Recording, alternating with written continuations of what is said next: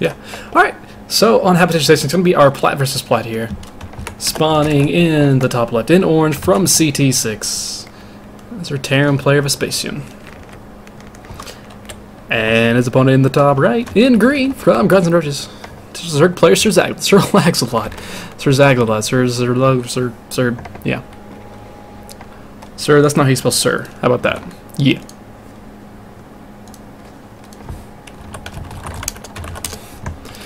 Yeah. Anyway, some interesting chat going on tonight. Always fun to see. Always fun to see the saltiness. It's nice not being involved in the league in a team level at least, because I don't care about any team really. I don't have to care about any team. It's not what I do. So it works. It makes things a lot easier. I can just cast games and not play StarCraft, because StarCraft's hard and I'm terrible at it. Anyway, very early drone scout coming out from our Zerg player here. Supposed to make sure he's not facing anything ridiculous. This is Vespasian. You gotta give him credit. It's Vespasian. He has, as to what I want to say, he has a reputation. He has a reputation as one of the players who probably has some of the most interesting builds in the league, because he really focuses on doing that. He does some very interesting things. I know I played him once last season, I think, and he did some sort of, well, he proxied most of his tech out on the map. And I thought I was safe, and then suddenly there was more tech. Like, it was like proxy reapers into like a tank proxy follow-up that really confused me. But it went well for me. I won that, so that was okay. Anyway, Vespasian, he's a very interesting player. He gets a lot of wins because of that. I think it's like top 3 or 4 for Gold League this season. They are in Plat now. Pretty much everyone has promoted. It is kind of the focus of this league, getting people promoted, so it is nice to see that happening. I'm not necessarily sure where SerLagsaLot started this season at, but this is a Plat game. We'll have to see what happens with these two players. First Marine actually on the way. This first Overlord taking a, well, an ill-advised path. It's going to maybe get killed off. It will probably be able to escape. Actually, it stopped, so never mind. It's not going to escape. Yeah, it's even going the even more of an incorrect route. So that Overlord is going to die, which is no fun. And actually, this is 2 gases here from Vespasian. Throwing in a second gas at this. Oh, Marine, what are you doing? Marine, stop. Marine, the Overlord's much more important. Yes, you killed the drone, you saved your CV, but now the Overlord gets away, and now SerLagsaLot is not going to be supply blocked. So SerLagsaLot, despite trying to donate an Overlord, is not going to be able to donate that Overlord. Spinecrawler coming down here for SerLagsaLot, kind of realizing that something is going to be coming quickly. And, oh Lord, are you...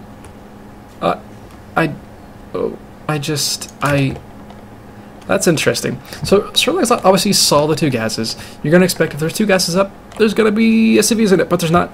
This is 3 more barracks on top of the one he already has. He's only got 28 gases. He's not actually going to build anything but Marines. This would kind of be expected to see, you know, I don't know, combat shield with this. Given you already have these 2 gases down, there's no reason not to get combat shield. Especially when you have 4 barracks that are going to be producing nothing but Marines. A Bailey Nest is going to be able to stop this. However, SerLagsaLot has pulled mostly out of gas, so unless he actually catches wind of this, this is going to hit like a frickin' Mack truck. This is going to be extremely painful. Speed is on the way, yes. But speed, Lings aren't going to fare that well when it's going to be probably 30 Marines out on the map. Without any Bailings, this is going to be very difficult to hold off. Still extremely possible. This isn't going to hit as early as Vespasian maybe have wanted to had he planned on doing this immediately, but this is interesting. SerLagsaLot is going to walk in with another Overlord, but it's going to be seen by a bunch of Marines. Vespasian spreading his Marines out very nicely.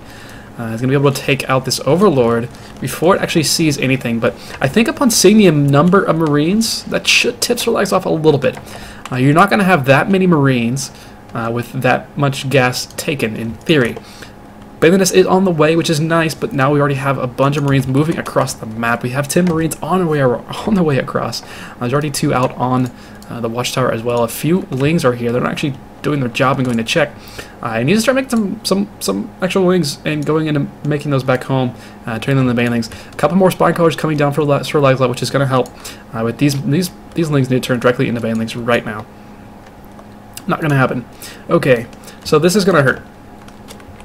He'd be able to hold this off, but now he sees it coming. There's actually 2 overlords here as well. A few banelings are being morphed in. He needs to find a way to hold off against this until this baneling finish. He may even want to pull drones to deal with this. Spine crawlers are finishing up. Going to do a pretty good amount of work here.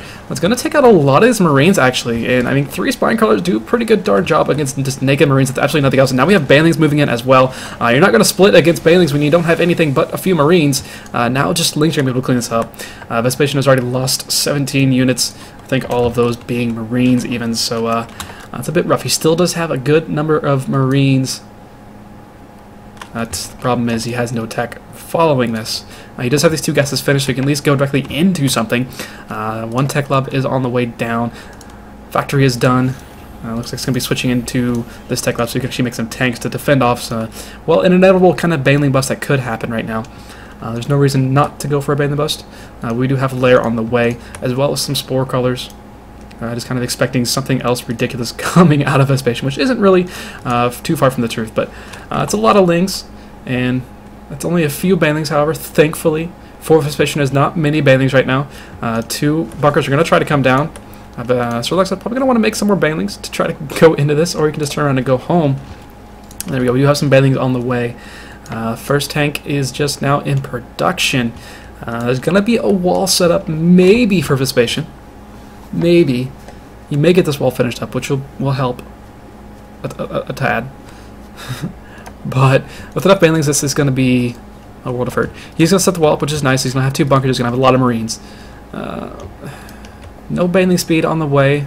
More gas is being taken here. The lair is finished up, and still only the 2 bases right now for SerLagsaLot. So he's not going to be able to kill Vespasian right now, especially when this tank is out. Where is that tank? There's the tank. The tank is out, so it's going to be able to siege up. You're not going to be able to kill Vespasian, but he can contain him for a while at least. And he's going to be pretty happy, I imagine, just to do that for a while.